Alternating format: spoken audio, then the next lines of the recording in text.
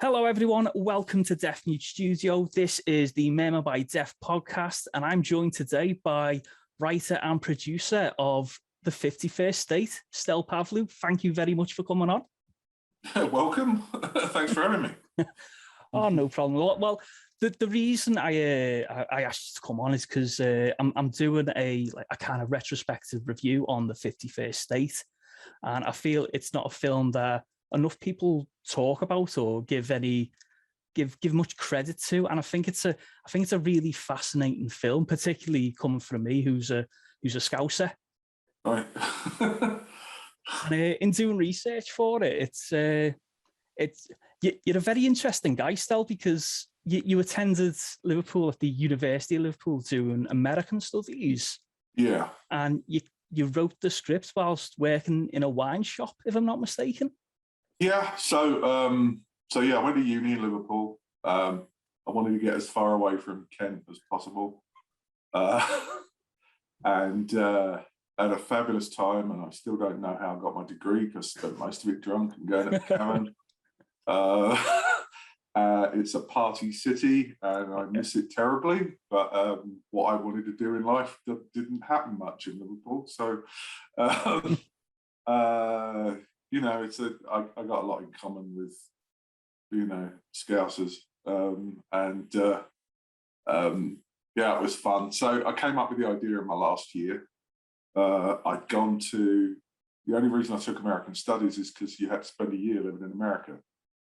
And originally, when I signed up for the degree, we were supposed to go to San Francisco for a year, which was exactly where I wanted to go because that's where Lucasfilm was, and that's where everything was happening, and that's what I wanted to do. And then a month before I was supposed to go, they're like, we lost San Francisco, so you got a choice, Rhode Island or Mississippi. Oh, wow. And I was like, well, I don't want to be cold, so I'll go to Mississippi, which changed my life in other ways. And I have a daughter who's now a lawyer, so So it was fun, but it's not where I wanted to be. But I started having ideas about how life doesn't turn out the way you want, and so the idea for the movie happened while I was in my final year when I got back to Liverpool, and then graduated, and then God, what was it? It was like coming up to the mid-90s, and there was no jobs anywhere. I think I applied for about 600 and I got one interview. And so I ended up working part-time in a Threshers off license. I don't think Threshers is even around anymore. I think they went out of business. And I've not seen one in a long time. Yeah, probably because I worked there. And so I actually wrote the script while I was working there. I actually wrote that and a novel at the same time. And then, wow, it gets really weird. I don't know how much you know. How much do you know about me writing it in the off license? All I know is that you wrote it in the off license. So, that's it? Yeah. Oh, okay. Do you want the full scoop? Oh, please do. Oh, blimey. So I set up a production company. Just decided to start calling myself a producer because I couldn't get anybody interested. And I'm like, well, you don't get a degree in producing. You just say you're one. So I said I was one, and I designed a letterhead, and I had a little space in the office in the back, and I every time I came in, I would just turn it into my production studio, and would take calls and phone out and stuff.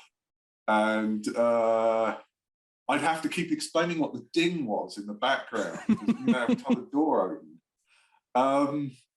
But it worked because I just started sending out letters to actors saying, would you be interested in being in this movie? Right. Because I had a friend who worked for a post-production company on Wardour Street in London, where they do a lot of movie making, and they had these books of actors and actresses, and it would tell you what agent they were with and stuff. I can't even remember what it was called. So I got a call back from, he literally phoned me directly. I got a call back from Tim Roth saying he wanted to play Felix, and who was directing. And like an idiot, I didn't know at the time he was looking for a directing gig. So I'm like, oh, well, I'm going to be directing. So he gave me a letter of intent, and then he called me at the shop. I'm like, I'm totally winging this. I don't know what I'm doing. But he gave me a letter of intent to say he wanted to make the movie, and we could use it for 6 months to go out and raise money. My mate James got hold of a low-budget script. It was a script for a movie with a low budget, and he got hold of the budget. So I copied the budget, and basically I could do basic maths, so I could figure out, because it's based, everything was on film then. This is the mid-90s, so I could work out the cost per foot and stuff like that, and how long I think this thing is going to be. And I did some artwork, I did some, some concept art, and I did some sort of basic, various other images. I got someone from art college to do some character designs and stuff. And,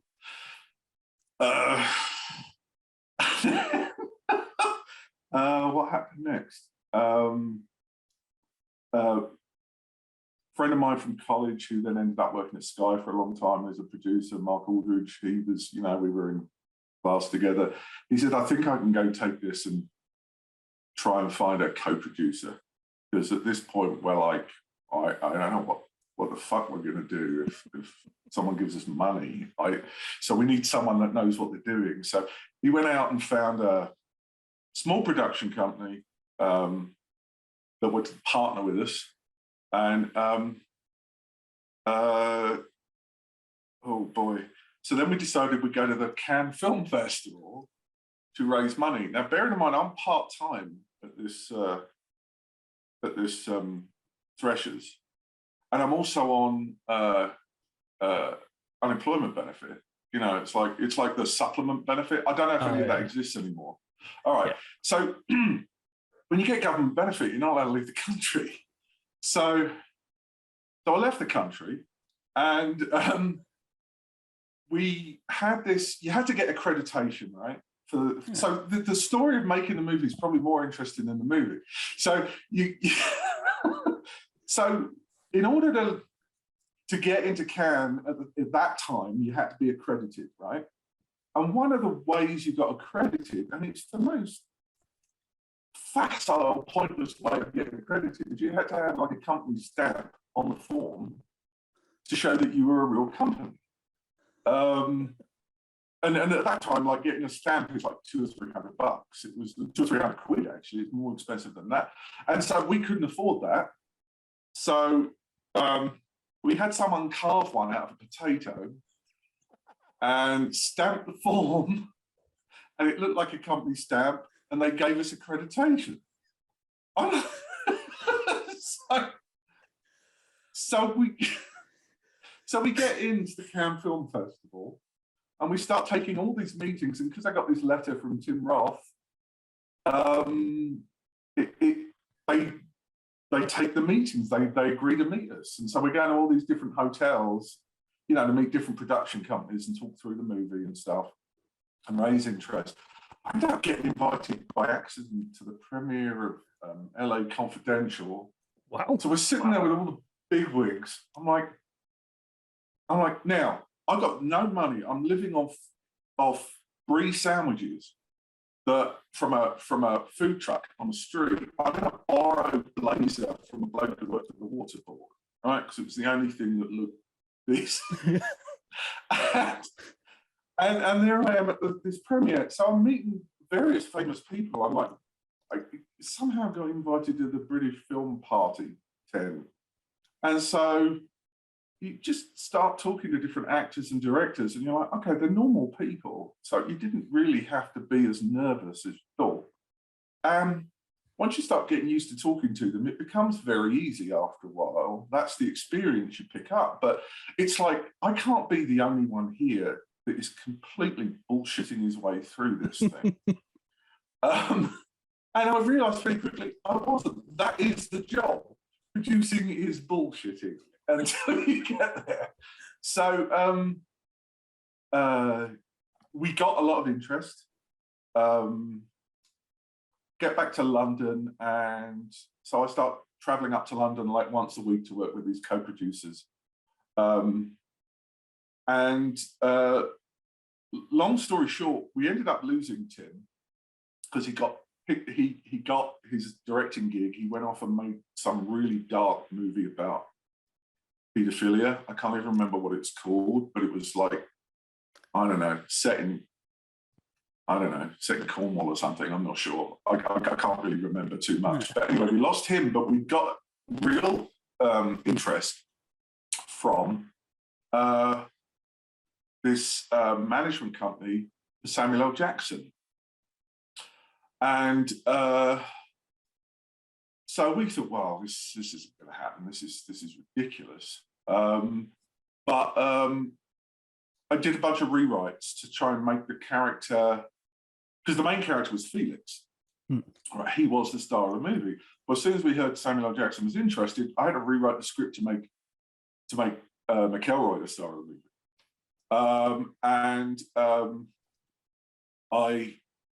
I'd done a little reading on him, and I knew.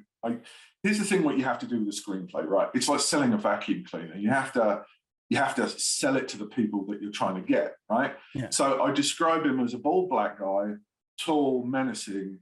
So something that sounds like him, yeah. But he's wearing a kilt, because I'd read that he likes doing dress up, right? That's what actors are in it for. They like dressing up. And no black actor at that point had ever done anything in a kilt. So it was like an iconic image. And so we sent it to him, and they said, yeah, he wants to meet. So I then get flown out to LA to meet Samuel L. Jackson. Sure, of course I do.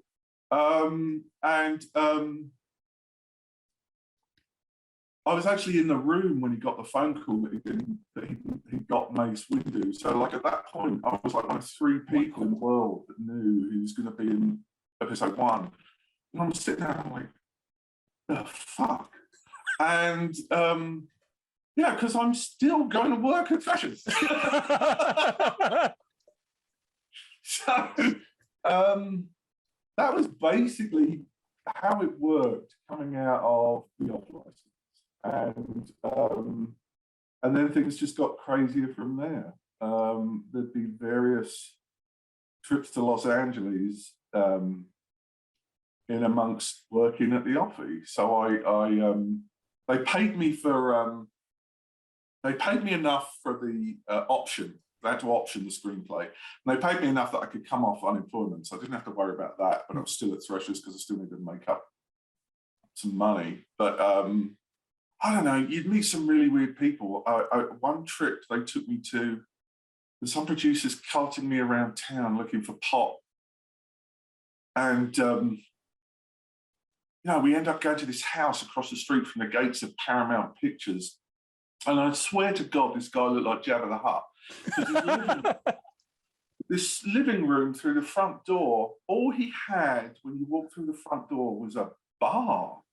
It was this bar set up and like stacks of books and albums and signed photos everywhere of all his clients, who were everybody that worked in Hollywood. And like, he's like showing off to me, I kept the production of Tombstone going because I supplied all the pot. And and it just got more and more bizarre. And I mean, I couldn't, we talk about the 90s, I couldn't afford a computer, they were really expensive. The only guy I knew with a computer was a bloke across the street who was a drug dealer. So he would do his deals off of one of those like lit up bollards, like traffic cone things in the middle of the street. Yeah. And people would come in, but he had a computer in the corner, so he'd let me sit there writing my script while he's dealing. So some of the most bizarre shit that's going on would go into the script. And so what really amused me when the movie came out was all these things about, oh, this is totally not realistic. And they would mention bits that weren't realistic. And they were the fucking bits I saw. It's like you got people critiquing movies that don't actually know what's going on in their own country. Like, what? So yeah, it was just the most bizarre process to get that movie made. So there you go. That is probably the scousest thing I've ever heard, Stel. Right. And I picked all that up living in Liverpool because everybody is ducking and diving. They're trying to make it. They're trying to do stuff. And what I learned in Liverpool was that, you know, there are no rules really. And so, so do what you got to do is what I learned. Yeah, fake it till you make it, really, isn't it? And it's true. So, you know, I just watched that Anna Delvey thing on Netflix, like Making Anna, like this 9-part thing about the fake German heiress. Oh yeah. And how she was like trying to get stuff done, and I'm like, yeah, this is all very, very familiar, except I didn't defraud the banks for 300,000 or whatever it was.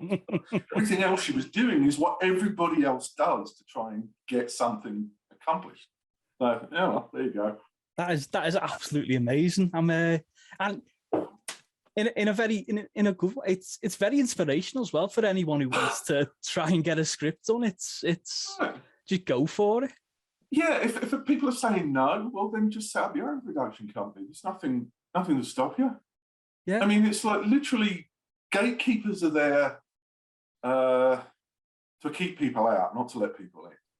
And if no one's letting you in through the door, make your own door. I mean, it's really that simple. It sounds silly. It's hard work. It's bloody hard work. You're going to be working like 19 hours a day or whatever it is, but it's worth it in the end if you want to get somewhere. Yeah, credit to you. I mean, fair play.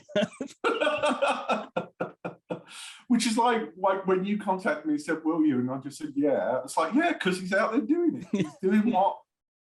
He's doing what I live by. Good for him. Oh. I think that story alone elevates the 51st Day for me even more, because the film I genuinely enjoy, but to hear the story behind it now, it's so impressive. It's nuts. So, you know, I mean, why I didn't make many movies afterwards is a whole other story, but how I got into it is, you know, yeah, where I wanted to be. So, like, when you were writing the scripts, like, what? You have a clear affinity for Liverpool. So what made you set it in Liverpool? So originally it wasn't set in Liverpool. So originally it was set in London, but I wanted it to be shot in Liverpool because so many parts of Liverpool can double for London. And what I pointed out was, and most movie companies didn't even know it at the time, Liverpool really wasn't on the map, really, for movie making. All anybody knew was the Beatles, and that was it. I'd taken a bunch of photographs, and I arranged a tour with the Liverpool Film Office to go look at all these different places. I'm like, look, if you didn't know it, you'd think you were in London on these different sections of the street. And you can make the movie for like, you know, a tenth of the price. Because it's not as expensive to show street, it's not as expensive to, like, you know, to shoot in, and there are sound stages up there and all kinds of stuff.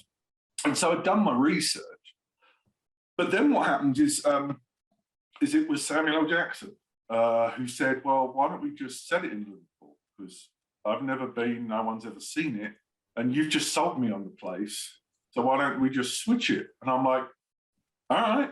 I mean, I wasn't married to London, so as a setting, so I was like, well, if it gets it made, I'll just say yeah.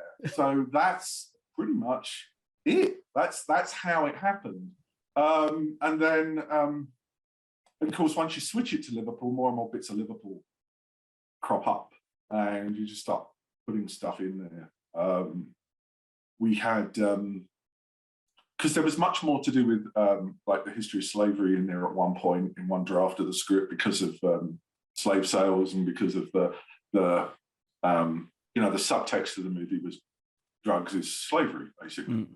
So there was more of that stuff. There was can't remember which building it is. One of the buildings in town has got a ship on it, and it was a slave ship, and it's still there. Yeah, I know the one. Yeah, yeah, and there was bits like that, and that's what really got him interested.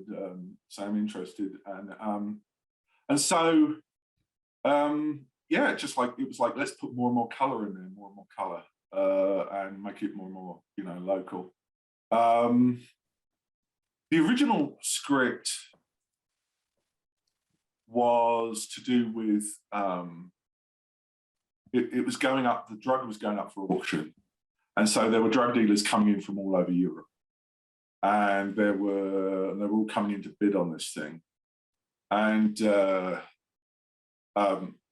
so we needed a sort of central iconic location, which was part of why we had chosen London to begin with, because everybody knows the monument. And so it was, you know, there was drug dealers from Germany and France coming in, and then there's cops from those different countries that were following those drug dealers, trying to figure out what's going on. And it got to the point that in the third act, they were all supposed to meet up, and they all end up in one building, and they all end up shooting each other dead in like a big circle thing, and it all goes terribly wrong. I'm not saying the third act was ripped off, but I'm not saying I had to rewrite the third act because it ended up in someone else's movie. Lock, stock, and two smoking barrels. But I had to rewrite the third act because it ended up in someone else's movie. So, so at that point, we dropped all of the different drug dealers coming from all over into this one building. And then it became this different story. But yeah, it was like, you know, so like then we started, once those were removed, we could put other things in. So like the whole stuff about Liverpool Football Club and stuff like that came in. When I was in Liverpool, and I don't know if it's changed, but there was this huge Liverpool-Man United rivalry. Oh, it's still, I mean, it's still there. And like some people would say to me, like, well, why didn't you do like the derby? Why didn't you do like, you know, Liverpool versus Everton? And I'm like, well, that doesn't really give you the tension that Man U does. Yeah. So I was like, you know, so then we start moving in with the football, with other stuff like that. You know, Sam came out, you know, when we were filming here, we actually got a box at Anfield, and we watched a game together in the box. So he'd never watched soccer before, and he couldn't quite wrap his head around the fact that stuff happened for, like, it went on. This game went on and on and on. Oh, no breaks. No breaks, and no one had scored. It's like, what is this motherfucking? I'm just oh, mate, this is the beautiful game. And he's like, what's so fucking beautiful about it? You know, because he curses like a sailor, which is great, because so do I. And, but you know, he really threw himself into actually trying to understand Liverpool. He'd go out clubbing and stuff. Oh, fantastic! I knew he was, because the pharmacy scene was filmed down the road from me. It's actually my pharmacy. Oh, it is? Is it still there then? Oh, yeah, cool. Yeah. After the film went, I don't know how much money you give them, but they had a big revamp of it. So really? They were dead happy with that. And I knew, I heard, because on that day, I was still in secondary school. Okay. And one of the lads came in during dinner, and he was like, Samuel L. Jackson's filming down the road, we've all got to go.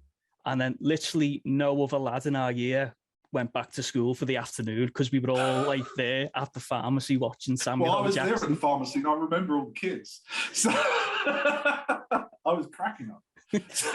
But there was it's not there anymore. It burnt down, but there was like an old like hotel / club, and we all heard rumours that Sam was staying there in between shoots. I think that they've taken it over as instead of having instead of having one of those RVs that they can go into. Yeah. Sometimes when you're shooting on location, you'll just find somewhere that can become like the place where you can sit and have your coffee and have a break in between shots. So I think they've done that in that spot, and then they'd like bring them out and put them back in again, while they're moving the camera and stuff. Yeah. But he didn't actually live there. They'd rented him a house somewhere, and I don't even know where the house was. But we did hear rumours of him. It was probably all bullshit because we were 16-year-old kids. What did we know? But we all heard rumours of him being out and getting involved in the culture and everything. And you still see to this day, he's a big golf fan, isn't he? And he always wears like a Liverpool cap. Yeah. No, he had there was an article. I can't remember the magazine. It was some big magazine. I want to say something like. I don't know. I want to say something like Vanity Fair, but I'm probably completely wrong. But one of those big magazines, they asked him about his top 20 roles, and like McElroy was like 17 or something. It made it into his top 20 roles. He really has a soft spot for that movie. I don't blame him. Yeah, he says it's one of the best comedies he's done, and no one. And he gets annoyed that no one really knows about it much. But the thing is it is a cult hit because I still get fan mail. And this thing came out, 21, 22 years ago? Yeah. People still write to me about it. It's got this base of following, and it's just it's interesting. It's, the movie itself, and it had something like 17 rewrites. At one point we had Marlon Brando in the cast, and then that role got written out, so he went. This gives you an idea of like where we were with it. I got fired off the movie 4 times, right? Go on. Yeah, 3 times. I got fired off the movie, and they brought in some scriptwriter who then proceeded to do an interview with Empire magazine saying how it was a mess and he was going to fix it all. Anyway, he lasted 1 draft and then screwed it up so royally they hired me back to fix it. Then they hired another screenwriter who was one of my idols, actually. He wrote Long Good Friday, and he had a stab at rewriting it. But he just couldn't get it. He said, I don't know what this movie is. And I'm like, you won't, because you have to have lived it. Yeah. So then they hired me back to rewrite him. Right. And then they hired a bloke who was a Canadian screenwriter. And it was a really weird situation because I could tell he was a nice bloke, right? And he went on to have his own TV show that he executive produced in Canada, sci-fi thing. And I could tell he meant well, but I got rehired back to rewrite him 4 days before we were supposed to start shooting. Oof. I had to rewrite the script in 4 days based on only the sets they built. So I had to visit all the sets and figure out how to tell this story with just the stuff they'd done. And he'd been let go, but then he decides to take it upon himself to come up to the production and come in to talk to me. And he sits on my desk while I'm sitting there writing, and I'm like, who are you? He then wants to say if I need any help understanding the characters or if I need any help about the story, he's there for me. And I'm like, he clearly doesn't know how this thing began and how we got to it, right? And so I'm thinking, on the one hand, I like you as a person, and on the other hand, you're a complete fucking idiot. Get off my desk. So then I rewrote it. So what happened afterwards? So although I produced this thing, you won't see my credit. I don't get credited as producer, even though I produced it, because what happened afterwards is that he then took us to arbitration with the Writers Guild of America to get his screen credit. And so I literally had a stack of papers this thick, right? I don't know if it fits. There you go, this thick. That I had to send to the WGA to show my contribution to the writing versus everybody else. And so when it came back and when they went through it, I got sole credit because absolutely everything everybody had added to the script along the way was all in my first draft. So nobody had actually done anything original, even though they thought they had. But what it told me was I was on the right track in the first place. It was the only way to tell the story. So it was bizarre. But that's Hollywood. That's what they do. They, if it's a small little independent movie made in London, they treat the writer really, really well. And they don't try to strip you of your credit, and they try to get you to work through it, right? The Hollywood system is completely different. As soon as we got Samuel L. Jackson and big Hollywood managers and production companies interested, screenwriters are expendable. They don't care who made it. So as soon as they got involved, one, I wasn't allowed to direct. I was nowhere near it. I'd never done anything, so they weren't going to risk that much money on me. But then also, this was my first screenplay, so they were going to just do whatever they felt like. And then one of the other problems was we had 13 producers and I think 6 or 7 different languages. And then we ended up with Ronnie Yu directing, who wasn't the first choice director.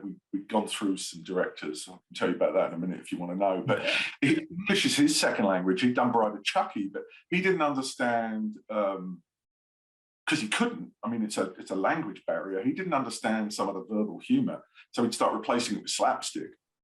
And so you end up with this weird kind of hodgepodge of humor. But that's one of the reasons why it's got this strong fan base, because it makes no fucking sense, which is what life is like when you're high as a kite. So when you're doing a movie about drug dealing, it actually seems, kind of... I mean, I had a bit where one of them was on drugs. This is a scene that got cut where they go to the hotel and the receptionist was Scooter from the Muppets. I mean, it's like...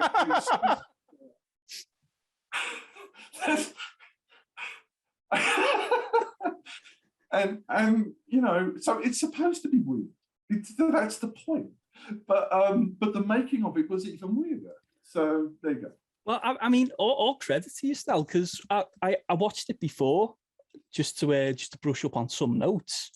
Right. And it's a perfectly coherent film in terms of script-wise. Everything makes sense in it. And right, you to manage to do that with all the bullshit going on, with different writers coming in, I think that's amazing, to be honest with you.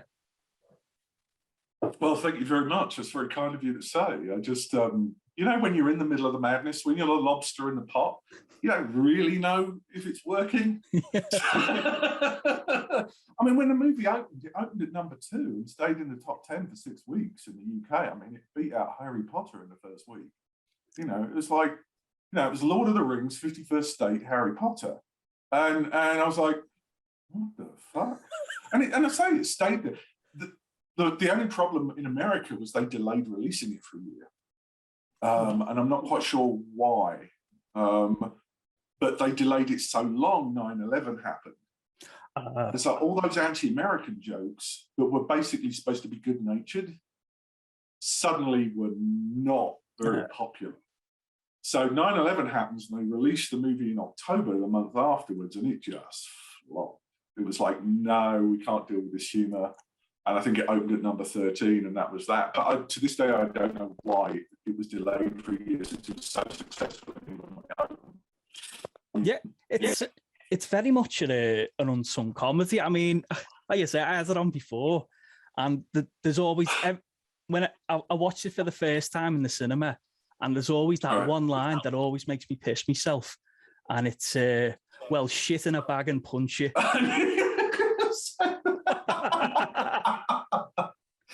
I can tell you where I got that line from as well. And that was My girlfriend, while I was at college, that was her mum said it when I went to dinner one Sunday. And I was like, been writing that.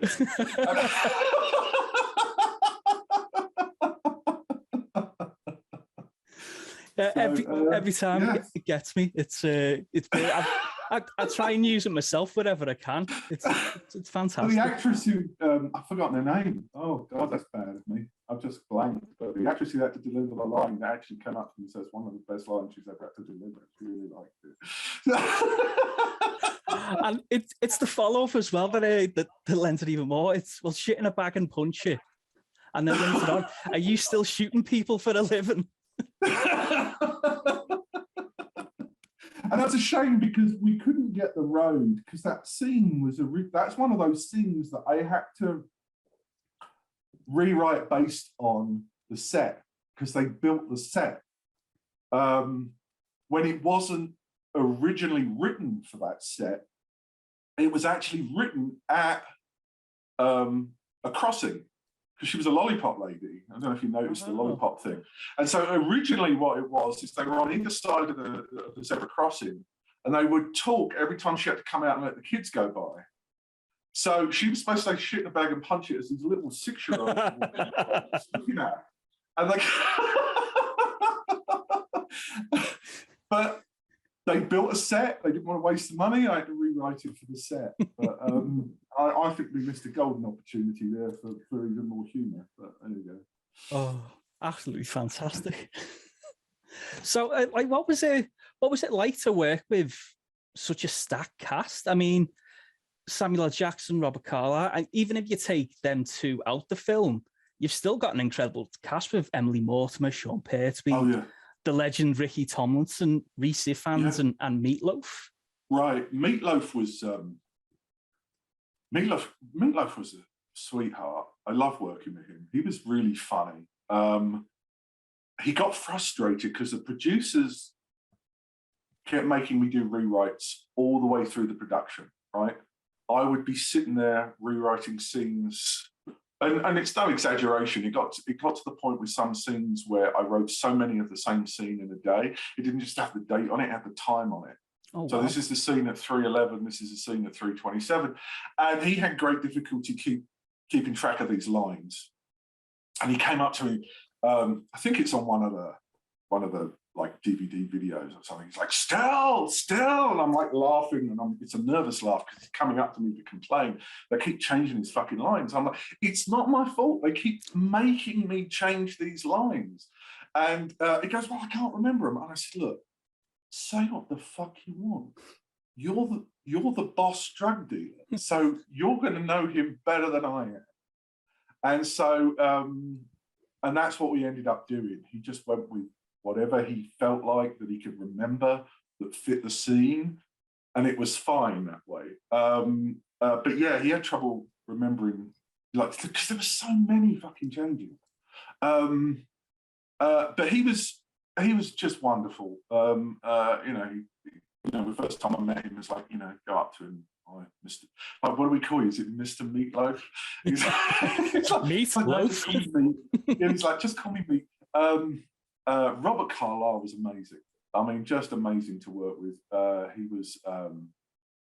He's actually quieter in real life. I don't know if he's an introvert in real life. Kind of struck me as it, but he would talk about it, and he knew, he had all this range, and he's like, we don't need a line here. I can just look at him, and stuff like that. It was just good. He had this wealth of experience as an actor that he knew how to sort of change his stuff. He was very funny. He'd add all this stuff to it that he hadn't thought about in his performance. Emily Mortimer was just she was darling, and I was just like, she talked to me about this part constantly. Like, it feels like it's like 1970s. I said yes, because the original draft was 1970s. But now we've updated it, so there we go. Because it had skinheads in it and things like that. And she was like, that feels a bit 70s, which it was. Well, now, fast forward 22 years, we've got them all everywhere again anyway, so it now feels like relevant. And she was, you know, this is one of her first bigger roles. So she was very nervous about being able to, you know, to go with it. And I'm just like, you know, you're just a badass. You don't ask permission to be who you are, you know. So like you're the exact 180 of who you're being to me right now, you know, like be more arrogant, be more, you know, be more hard-edged. And she sort of slipped into that really well. Yeah, it was fun to work with. Ricky Tomlinson was funny, but he was very specific because people kept asking me to put in lines from the royal family. And I'm like, well, we can't do that. And then I'd put one in because I'm pressured. And then he'd turn around and go, I'm not delivering a line from the royal family. You know, it's like, I'm like, I don't blame you. Although the reason he has the hemorrhoids ring is because our line producer had a hemorrhoids ring. And so that was thrown in at the last minute. That was not in the script, just because everyone kept laughing at him. And I was like, yeah, we're going to put that in the movie. So he was fun. Oh God, just blanked. What's his name? Reese. Reese. No, I wasn't thinking of Reese. I was thinking of someone else. Sean. No, wasn't thinking of him either. One of the big parts, the chemist, right? The second chemist, not the one at the beginning. He's actually Gold Leader from Star Wars, right? And so I spent my time just talking about George Lucas with it. It's like, oh my God. And at the time, he was trying to play like, he was trying to get George Lucas to get him to be Captain Antilles or something, you know, Captain Antilles' dad in the prequels and things like that. He couldn't manage to swing the role, and he was really annoyed about it. But yeah, so I spent my time talking about Star Wars with him when the cameras weren't rolling. And Reese, he threw in some lines that just, you know, was just ad lib. I think the one where he goes, "Fuck, I'm getting on my own nerves." That was him.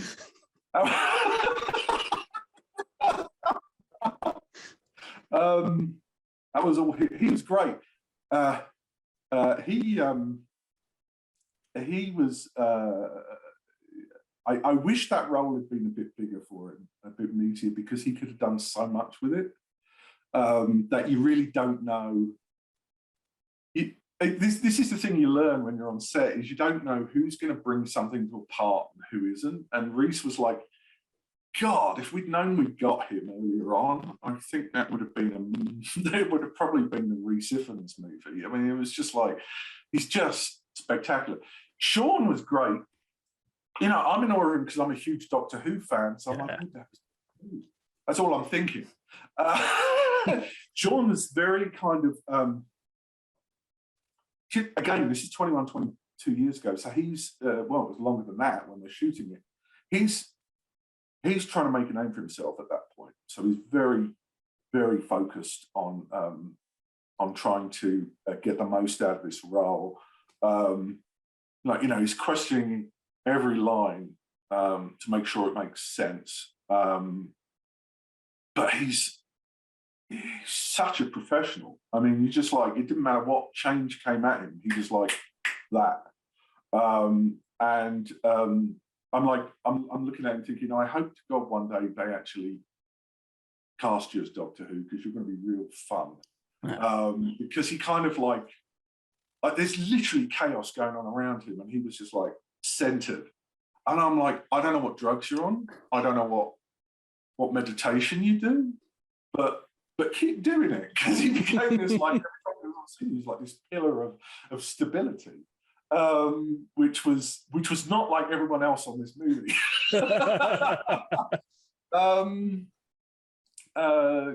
God, it was the cast was just great, and I think it gave him some freedom. You could tell that they were like, this is nuts. This is a batshit script, and I get to do some stuff that I don't normally get to do. Yeah. It was just. They were just having a lot of fun with it. you know, I mean, it was one of those movies where the morale on set was like really high. Like the crew seemed to be genuinely happy. Everyone was just like not trying to crack up while shooting scenes. And, you know, you hear about script, you know, you hear about movies where everyone was miserable while making a film. But then they end up making some kind of Oscar gem of a movie. Well, we knew this wasn't that kind of movie, so we weren't even going to pretend it was. It was a lot of fun, people having a laugh. Well, I think that really comes across on screen because, I mean, I'm glad you mentioned Rhys Ifans and his performance, because that's the one I levitate to the most, because it's just so batshit crazy, off the wall. It seems to me like he had complete freedom and just didn't give a shit and thought, oh, I'm going to try this, and it really works. And I've got to say also, it's for whenever I hear someone trying to do a Scouse accent in a film or a TV show, it's under immense scrutiny. But I think Robert Carlyle, Emily Morter, and particularly Rhys Ifans done a fantastic job. I mean, I thought, well, Rhys is from North Wales, so he didn't have to do much to change it, and so he was like that. But I was impressed. I mean, Robert Carlyle had done a Scouse accent before in Cracker. Cracker, yeah, so this was his chance to sort of like improve it even more. Emily Mortimer, I was really surprised at, because, you know, if you've seen any of her other movies, well, it's like not even remotely how she sounds. But yeah, that was fun. And then we tried to have as many, you know, genuine Liverpudlians in there as possible. You know, because it's so annoying if you're going to, you know, shoot somewhere and then you don't hire anybody from the area. It's like, well, what are you doing? It's like you're missing an opportunity. So that was another big thing. Like, say even I watched it with my family, and everyone was like, "Oh, it's Ricky Tomlinson. Oh, it's Paul Barber. Oh, it's Sinbad from Brookie." Yeah, exactly. Yeah. Yeah, it was. You got to do it. And that was a funny thing. Some of the stuff we did, I don't know why that reminded me. Like some of the fan mail I got years and years ago after the movie came out is, where's the club you shot in? Like, everyone's like, I recognise that club. I think I've been to that club. And I'm like, no, we built it. It's a set. It was behind the Liverpool Film Office, wasn't it? Yeah, it was like, because we visited just about every rave club in Liverpool. It's like, well, these are great, but we don't know how to film in these because there's like weird angles and stuff. So we ended up building that. And one of the things we built it to do, which we never shot in the end, I think it was for budget reasons. But I'm not sure. That may not even be true. But there was one thing we were going to do with Rhys Ifans where he was so insane, he was going to swing on a rope to go through the window and then just hit the glass. And we never did it. His intention was to swing down onto the rave and join in, but yeah. Well, I've got very, very fond memories of that scene because it was the first and only time I've been a film extra. Oh, you were in it? Yeah. I was 16-year-old me with a skinhead, like jumping up and down. Job. Yeah, it was. I was in that scene. Yeah. Yeah, you're the doorman, aren't you? I'm the doorman, and they only asked me to do it half an hour before I did it. So that wasn't a costume. That was what I was wearing, rewriting the script. And they just grabbed some sunglasses from a box and said, "Here, put these on." And that was that. I'm like, what am I doing? And then the cameraman's getting pissed off at me because I'm supposed to move people out of the way and I'm bumping into the camera. He's like, "What are you fucking doing, you idiot?" I'm like, I don't know. I do not know what I'm doing. So Yeah. Yeah, I was because thankfully I made it to the final cut of the film. Right. It's my Good for you, man. it's my it's like tell us something interesting about yourself. I was in the 51st state.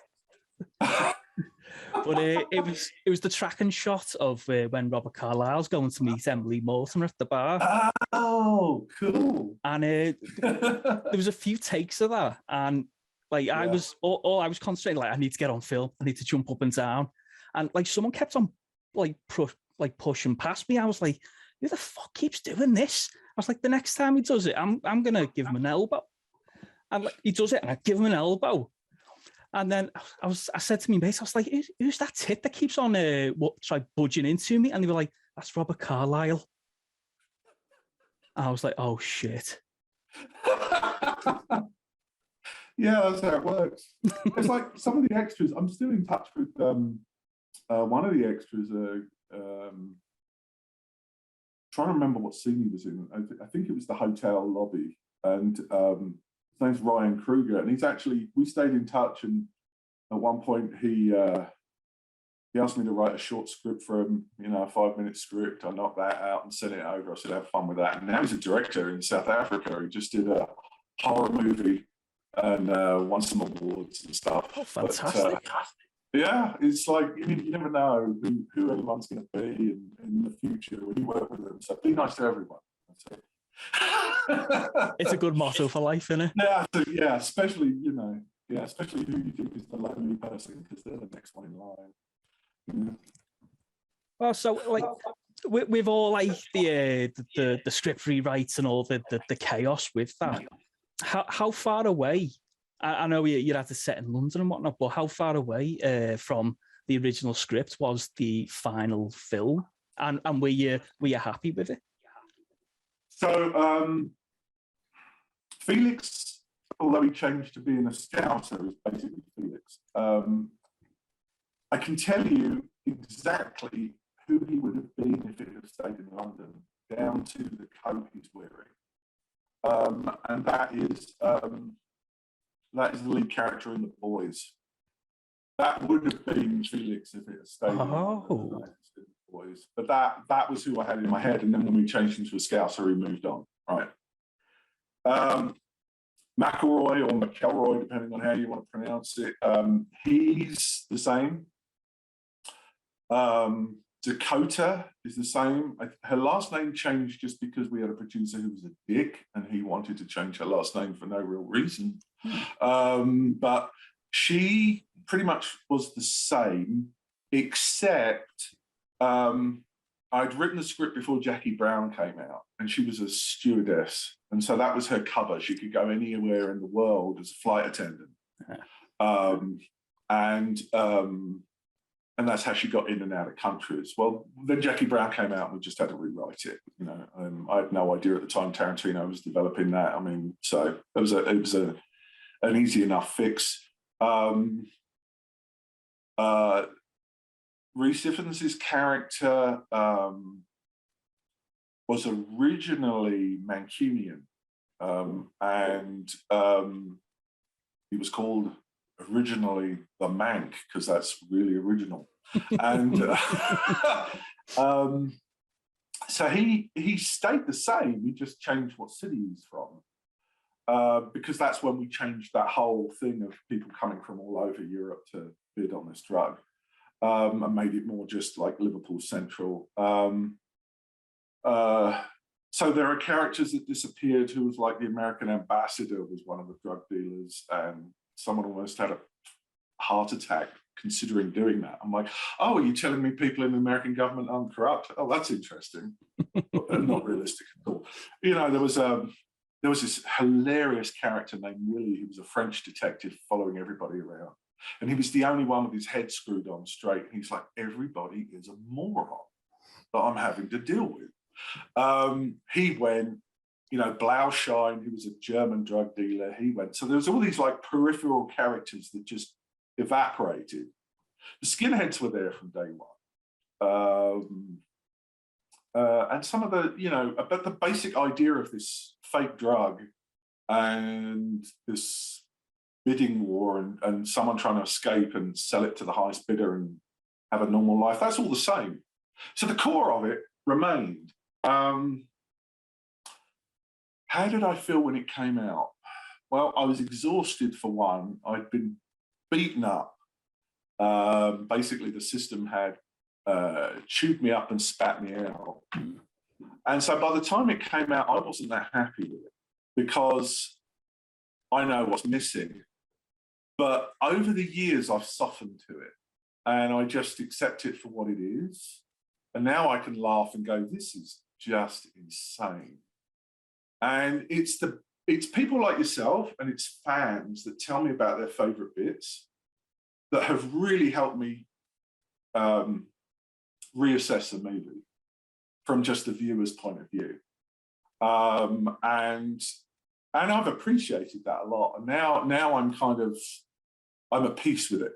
But because it was a war zone, coming out of it, I think I just had PTSD. And I just was like, I don't know what I just made here. and I'm not sure I would do it that way again. But the process of making it was so insane. I think that is reflected in the screenplay. But it's real. It's not pretentious. I hate pretentious. I'm not a pretentious person. I think that's why I love Liverpool, because it's not a pretentious city. And so it's like, well, it's just fun, for fuck's sake. And, this feeds directly into why I didn't make movies afterwards. So I got invited to tons and tons of meetings to make movies, and I turned them all down flat.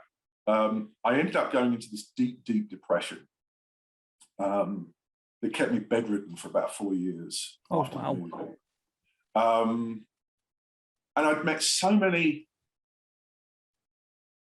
horrible people on the way to getting the movie made that I was like, life's too short to spend your time working with these arseholes. Life is way too short. I will do something else with my life, anything. My dream had always been since I was a little boy, I want to get into the movie business. And then when I finally cracked it, I was like, this isn't what I thought it was going to be. And a lot of that is to do with who you meet along the way and the people you work with, right?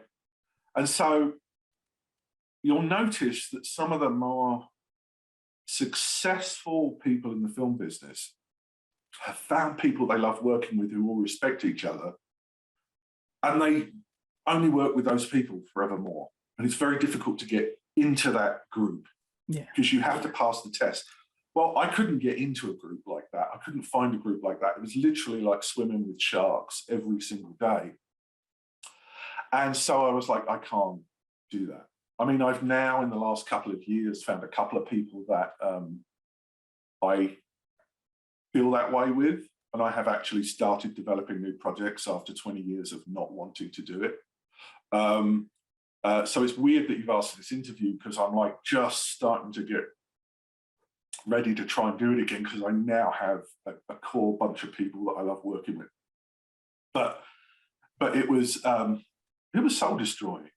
And so, and it's not like no one gives you like training, like how do you deal with critics? How do you deal with the public? How do you deal with total strangers turning up in your front door? Which happened, I'm like standing there in my underwear. I've got a script I want to pitch to you. Well, why are you talking to me? I'm a writer. Pitching to someone who makes them. And by the way, I'm in my underwear. It's like not, having to sign an autograph going to the shop to buy a pint of milk. I mean, it was just weird things. And no one trains you in how to deal with that. No one trains you like someone who's gushing at you 1 minute and then you turn the corner and someone's saying, that's the worst thing I've ever seen. I'm disappointed in you, Stel. Well, who are you? I don't know who you are. Why should I be listening? It was a real batshit situation, and I couldn't deal, and so I just walked away from it.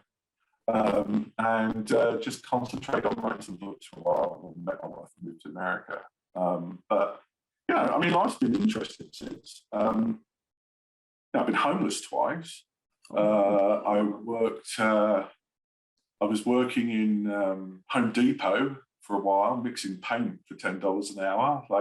And I'd been there like 2 years when the penny dropped for someone, and they realised I'd written that movie. And it turned out 2 people in that store, it was their favourite movie of all time. Oh, fantastic! And they couldn't believe I was working with them, like selling, drills and shit.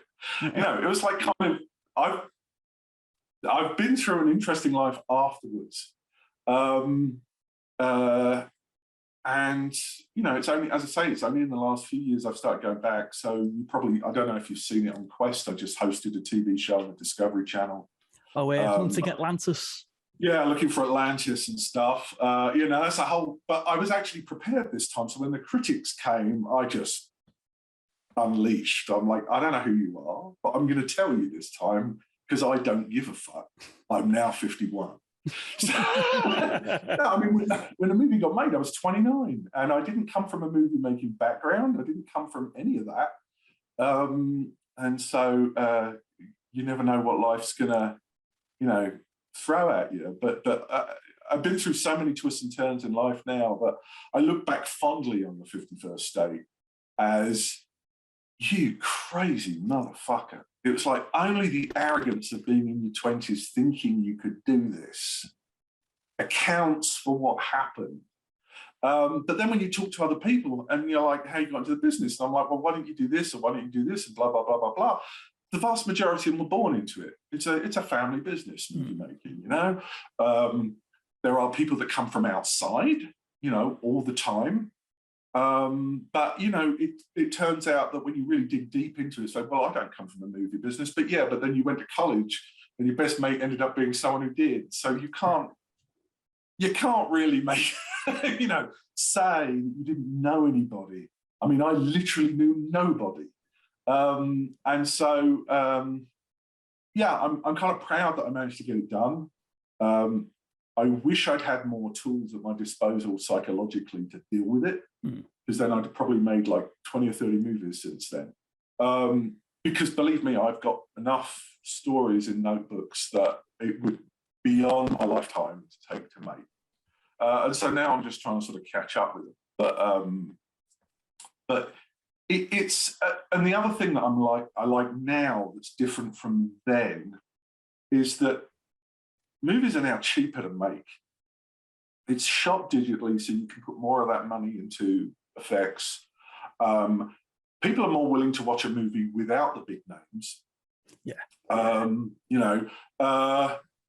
And also all these streaming services. There are so many different outlets for content now that you get to experiment. When I made that movie, it was an experiment, and there weren't many experiments anybody was willing to bet on. Now there's experiments all over the place. Yeah. And there's so much content, and there's fewer of what I call these sort of mean critics who are just paid to just exist to destroy everybody. They're not really out there anymore. People don't listen to us as much anymore. And so you are allowed to experiment, and you can do some stuff, and you're not sure if it's going to work. But even if it doesn't work for like $1 billion audience, it's still going to work for a niche, and it's still going to make its money back. And so the environment now has shifted to creators, and it's fantastic. And I'm looking at stuff that's being made that would never have been made when mine came out, and it's just like, and I'm like, oh, this is like, it's like the golden age now of content, and it's exciting, and that's why I think I'm ready to sort of step back into it, because it's like there's less fear of total sort of destruction.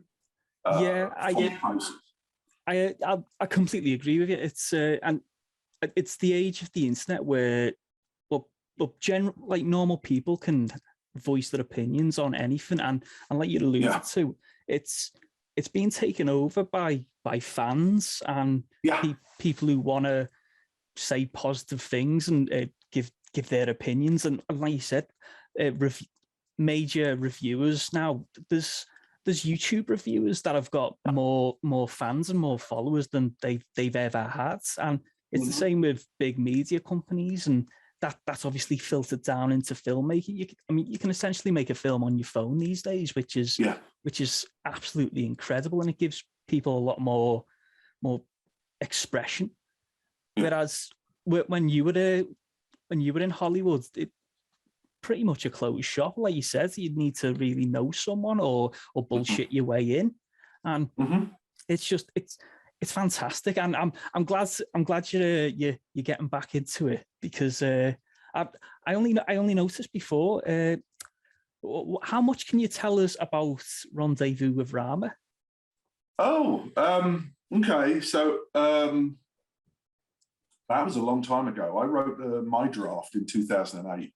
Oh, wow. I was let me get this right.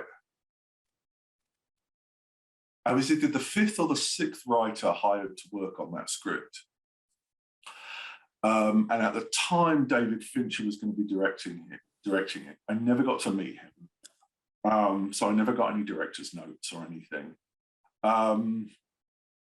There have been, I want to say 6, maybe 8 other writers since me. The problem with the movie, if you've read the book, there's no characterization whatsoever. You've got to make the characters and characterize it. There's names, but you don't really know much about them, and they're all like intent on, on studying this thing. What I did with the script, which didn't appear in previous drafts, was I humanized all the characters. I gave them backstories and humor. And I'd been in the military, so I knew what it was like to have a bunch of people stuck in a can, for months on end, trying to achieve an objective. And so I took more of a, some of those submarine movie approaches, like Das Boot and Hunt for Red October and that kind of thing. But I added some humor and I added some different stuff to it. And I really have honestly no idea how much of any of that has survived. I suspect none of it has. I know at the time I had a big blow up with the producer, who is a friend, who eventually ended up producing Hunting Atlantis. So, it's not the end of the road by any stretch. But we had a big creative difference. I don't think we spoke to each other for about 2 years, because I pointed out everything that was wrong in the previous drafts. But I have the bedside manner of an anvil, so I'm not really good. I'm like, my notes consist of this is shit, this is great, this is shit, this is great. And so she didn't like that. And I don't blame her in retrospect, but also I got conflicting notes. So the development producer at the time kept giving me notes. And I won't say what they are. I don't want to embarrass her. I mean, she's a nice person, but she was giving me notes. But then the producer was contradicting her and saying, don't listen to the development producer. I'm like, well, she's your employee. Why are you making me work with her if you don't want me to follow her? Yeah. Are you to communicate? Which they weren't, it turns out, really on the same page.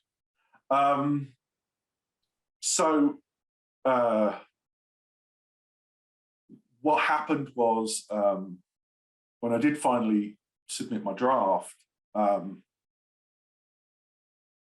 because of the way I'd criticised the other drafts, she turned around and said, this is the worst script I've ever read. I'm not going to submit it to anybody. But what she didn't know is I'd given it to 3 A-list screenwriters to read before I submitted it to her, who all said, this is a fantastic script. They should make this tomorrow. So I knew I just insulted her, and so it was like a personal affront.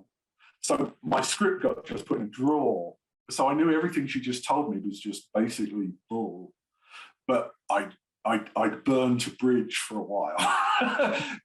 but essentially, what I did with that script was try and make certain things a bit more human. So I had a character who was Muslim. They have to pray toward Mecca. That's how they pray. And so he's in space. He's like out near freaking Pluto or something. So all he could do every day was try and measure on a porthole where Earth was, and then pray in that direction. Little things like that.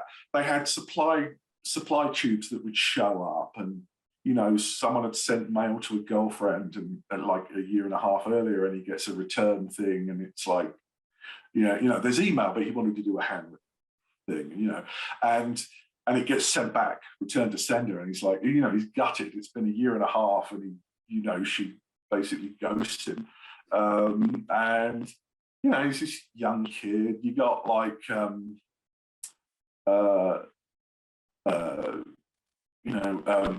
put 3D printers on the ship so you could print engine parts and things. But at the time I wrote it, 3D printers were a concept that didn't exist. So I remember having a meeting with people for hours trying to explain what a 3D printer was. And so I'd looked up all the technology so that everything in the script worked, so that the ship worked and everything functioned and had a purpose. All of that was missing before. So it felt real. I'm still, to this day, happy with what I did. If I wrote it now, well, it's like 14 years later, I'd completely change it. And she had to, because I said I stepped away from the business. I had stepped away at that point. She happened to be, the reason I got the job, she happened to be the best friend of my wife. And I didn't marry a few people in the movie business. I didn't know that at the time. And she talked me into it. And she just kept hammering away at me. Look, please come back. It was like the CIA, like your godfather. You think you're at me, pull you back here. And so she was like, no, please give a crack at it. And it took a while. And I was like, okay, I'll do it. And then, of course, it blows up in my face. So, but now they just signed a co-production deal, and Denis Villeneuve is going to direct. I think Denis Villeneuve is absolutely 100% the correct person to be making this movie.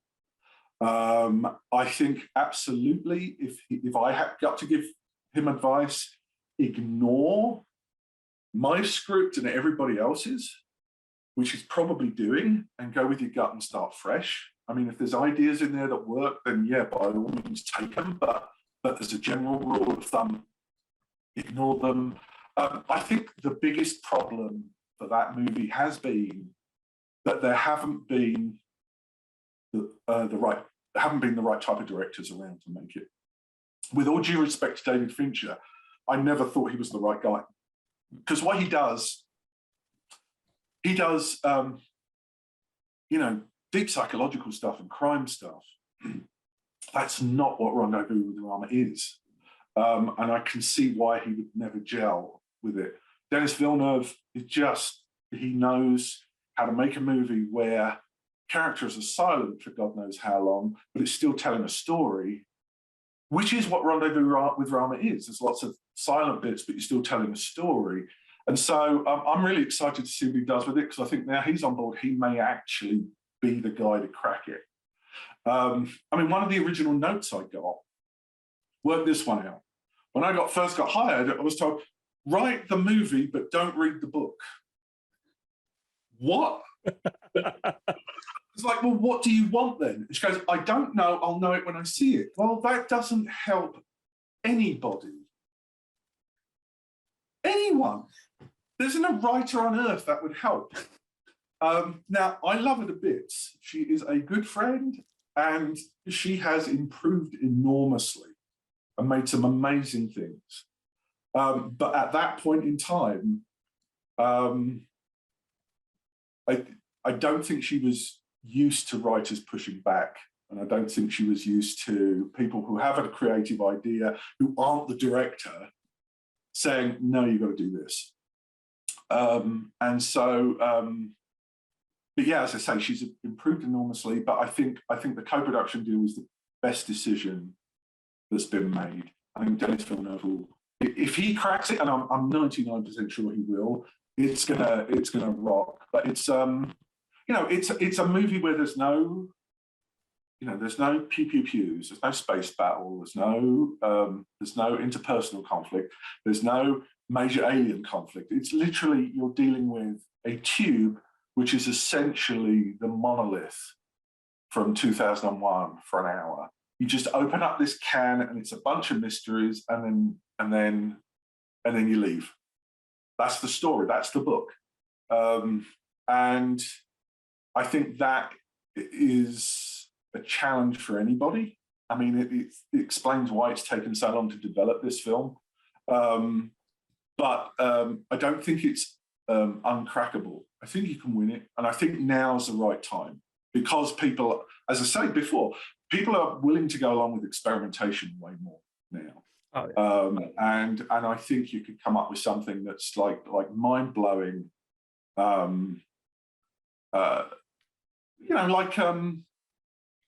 I think probably the best blueprint now, if you were going to look at something, would probably be Arrival, with Amy Adams. Yeah. It's that type of thing. And I think if that's a template, then you're,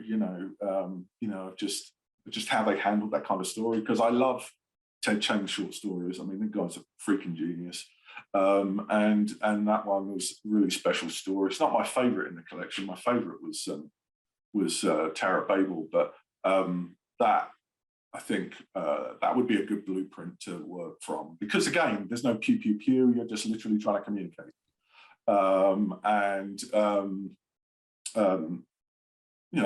that can be interesting in and of itself.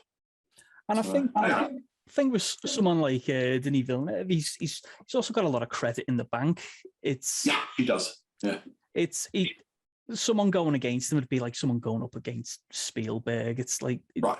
He can just bat down and say, listen, I've made Dune, I've made Blade Runner 2049. I know what I'm doing here, and people would just go, okay, we trust in you then.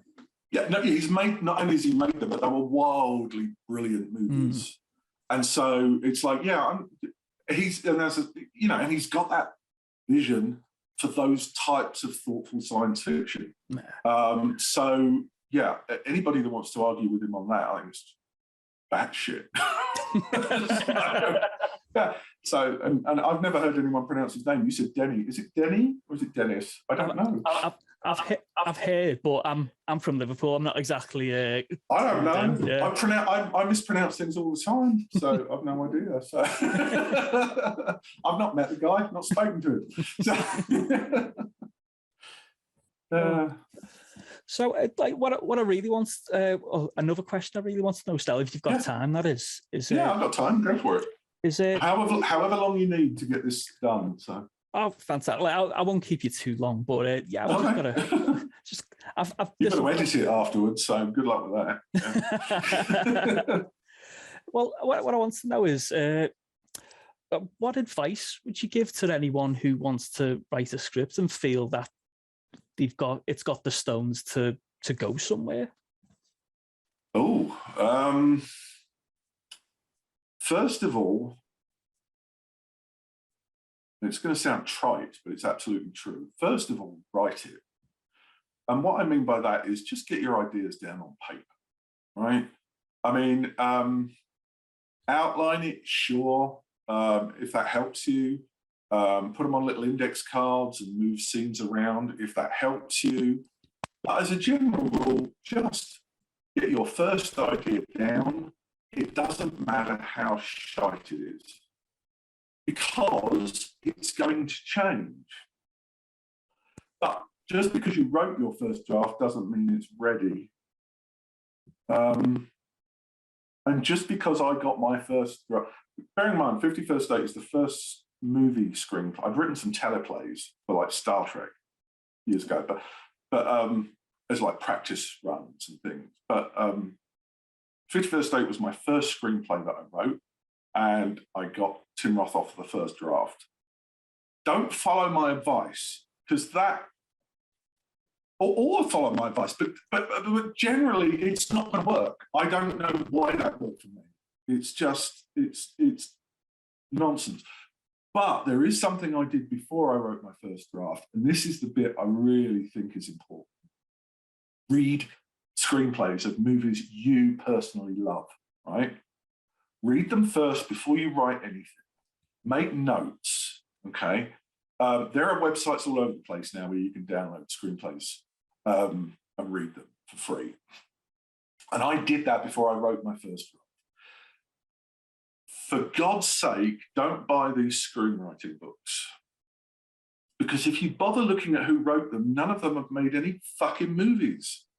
So they're giving you all this screenwriting advice that's garbage, and you're wasting your money. Read the screenplays from the people you admire. It's that old saying, isn't it? Those who fail teach.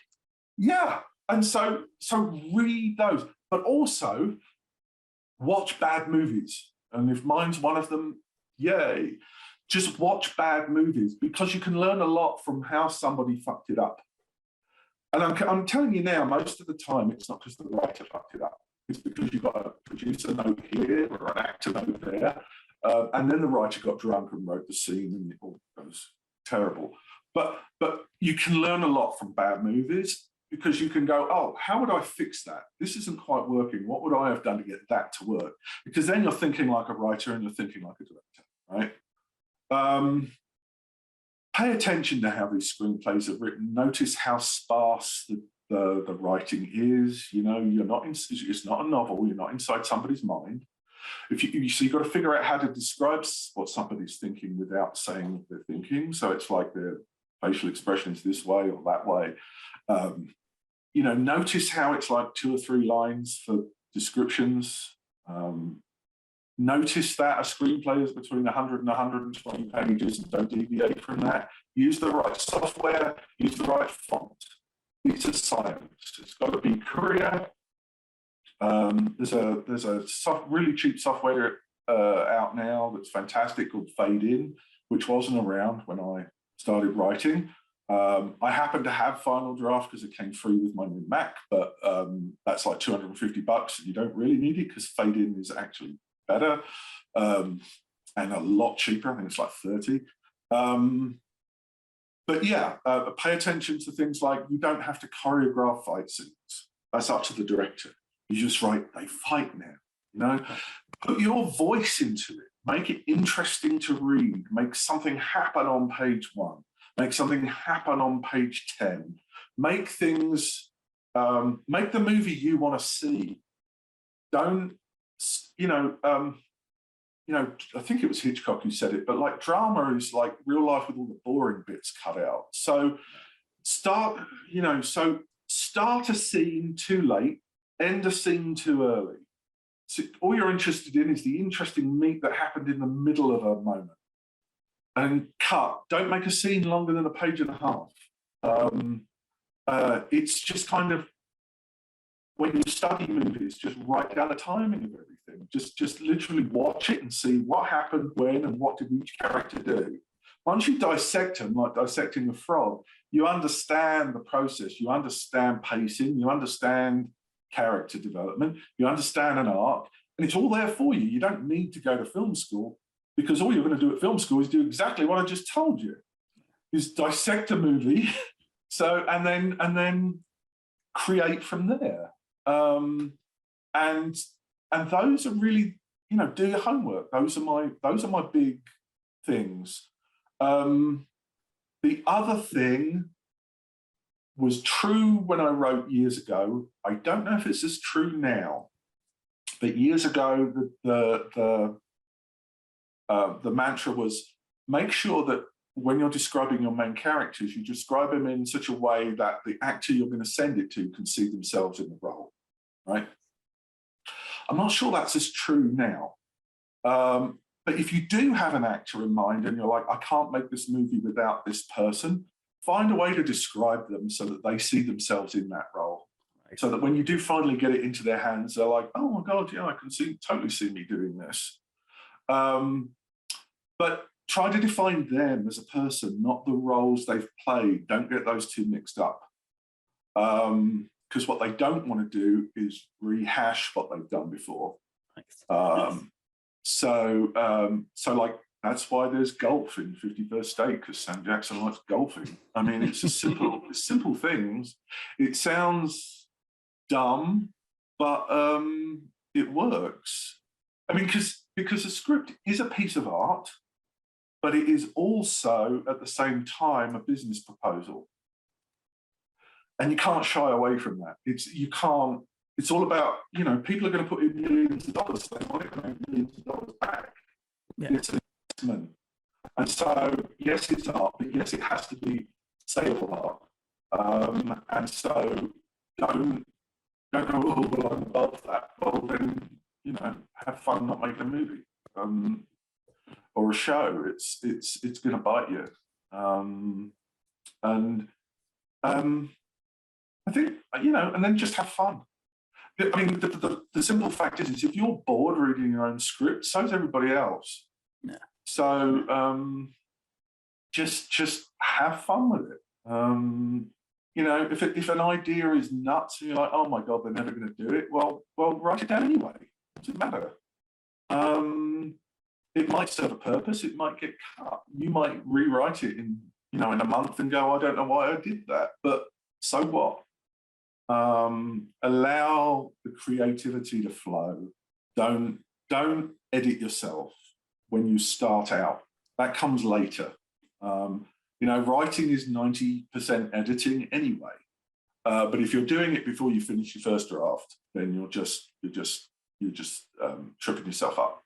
So that's fantastic advice, Stel. That's brilliant. It's good to hear as well, because whenever I'm writing something which 99% it's complete shite, but it's good to get someone who's been there and done that to know that it's fine to write shite. Yeah, because you have to go through it in order to find the good stuff. Yeah. And everybody, I can guarantee you, everybody, doesn't matter how successful they are, everybody writes shite on their first draft. That's just it, because you're trying to find the story, and you can't find the story unless you actually write something. No. So, and then, as I say, as you start editing it and doing more research and watching other movies and reading other scripts, you're going to go, oh, I could have dealt with this scene in a line and move on to something else. But that's experience. So yeah. If you're not happy with your first draft, welcome to the club. Excellent. I'm glad to know I'm not the only one. Yeah. So I'll make this the final question, Stel. Okay. What was the film that made you want to get involved with filmmaking? Oh, that's easy. That was Star Wars. I was 7. Before then, I'd wanted to work for NASA and be an astronaut. I ended up being too tall, too blind, too fat.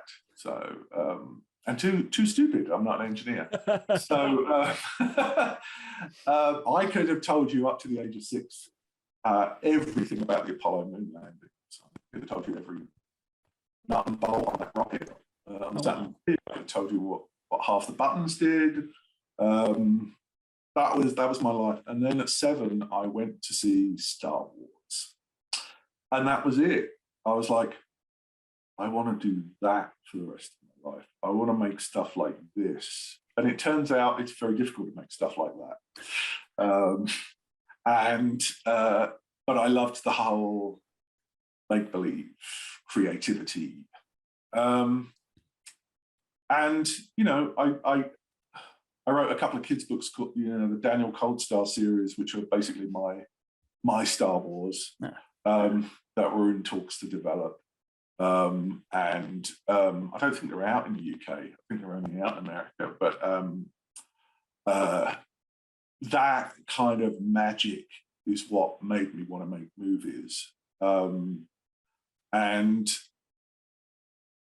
It's very strange that I ended up making a movie that's nothing like that. I can't. And the reason is because it was the mid-90s, and that was the business part. I was reading the market, and that was the stuff that was getting picked up. Yeah. So I did stuff that got picked up. But if I had my way, I'd be working at Marvel or Disney now, making Star Wars shows, or superhero movies or TV shows. That's really my bag, baby. But yeah, Star Wars was it wasn't just the excitement. It wasn't just the sheer adrenaline hit that you got going to see it. I used to watch, as a kid, I was watching Doctor Who on TV. I was watching Blake Seven on TV. I was watching old Star Trek reruns. Everything was made of cardboard, right? And so even as a kid, you knew it was a crappy set, but the stories were so good, you just went with it. You could imagine it was real. The thing about Star Wars was it looked freaking real.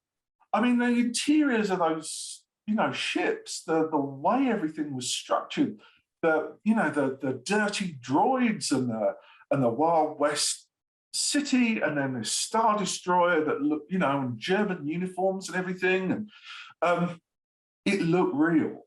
And so that was what really got me was the fact that you could still do those stories, but make it so immersive that for 2 hours you forgot everything. You forgot your shitty life. You forgot you were getting bullied at school. You forgot, you may have got, a terrible home life or whatever, or whatever problem you had disappeared for 2 hours when you watched Star Wars. And so that to me was the magic that really, really got me wanting to do movie making. Fantastic. I can't argue with that. Star Wars is it's pure escapism, like you said. It's fantastic. Yeah. Well, brilliant, Stel. We'll wrap that up. Thank you so much for coming on. It's been an absolute blast, and glad you enjoyed it. Good questions. So enlightening. It's fantastic. So yeah, thank you again for coming on. And no problem. And I wish you all the best in all of your new projects. I'm really looking forward to see what's coming. Thank you, sir. And it'll be on Twitter or Instagram if anything ever gets the green light, because you know what these processes are like. But how long have you been doing this, by the way? Well, I started my little YouTube review channel about 2 years ago. Cool. Yeah. Just for something to do, and then I dropped it because I think I had a girlfriend at the time, so I had to prioritize. Right. Yeah, so that's what happens. Yes, and then over lockdown, it was I really needed something to do besides work, because I was working 10 hours a day. Just no one asked me to, just for something to do. And I thought, well, I keep watching films, and I've got opinions. Some of them are random, but I think I make a few points when I'm in conversation with people. So I was like, I'll get it going again, and I started the podcast because I miss talking to my mates and chatting shit about films, and I thought it'd be a good way just to keep that conversation going over lockdown. And it's carried on, and I thought, well, I'll try and ask someone on, because I've never done it before. So you're my actual first interview, Stel. Oh wow! All right, cheers. If one of my best friends, if his project goes, his name's Dean McCreary. So we're just waiting to see. He's got. He'd be interested to talk to. Spielberg just called him literally last week. Oh, wow. Oh, believe me, no one was as surprised as he was. So, so he wrote a Western. He's been working for a while. He actually was the reason I ended up making Hunting Atlantis, because I didn't pitch a TV show. I was just writing an academic paper for a theory. And he said, this is a TV show. And I went, no, that's ridiculous. But he managed to, get it to the right people. But he wrote a Western, and it's got Morgan Freeman in it and Tom Hanks. And he Hank sent it to Spielberg to see if Spielberg wanted to direct it, and Spielberg was this close at the last minute. He turned it down because he wants to do a Western, but it's not quite as sweeping and large. This was a real sort of psychological movie, but he loved it so much he called Dean up personally and said, I want to work with you on something. So if we ever find out what that is, you should give him a shot. Oh, 100%, yeah. Or if and when the Western comes out. So yeah, he's got an interesting story. So he's hilarious. So yeah, it's just Dean and I are best buds. So yeah, so text messages are really inappropriate. So he won't hold back. Like a lads WhatsApp group. Yeah, but yeah, there's a few people floating around that will probably give you some good interviews. I think I don't know if you follow any of the other screenwriters I follow online. No, but I'll go through them and then give them a follow. Yeah, go through because there's quite a few. Someone, oh God, who is it? Duncan Jones, I follow. He's quite accessible. He might say yes. You know, he made Moon. Oh, look, I even like Warcraft. I thought it was sound. I haven't seen Warcraft yet, but yeah, he's, you know, so then Zach Stentz, he does some Marvel movies. They're working on something together. They might chat to you. Ooh. Most of these people are pretty accessible. Yeah, more people say yes than you realise. So yeah, give it a shot, man. What's the worst thing going to say? No. Oh shit. Oh well. Exactly. I've got to start acting more Scouse and just go for it. Yeah, seriously. Yeah, act more Scouse. Yeah. Oh, brilliant! Thank you so much, Stel. Like you say, it's been a blast, and for my first interview, I couldn't have asked for a better one. It's been fantastic. Fantastic. Oh, you're welcome, mate, and have fun doing it, and have fun with everything else. Cheers, Stel, and yeah, enjoy the rest of your day, mate. All right. See you later. Cheers. Bye, Stel.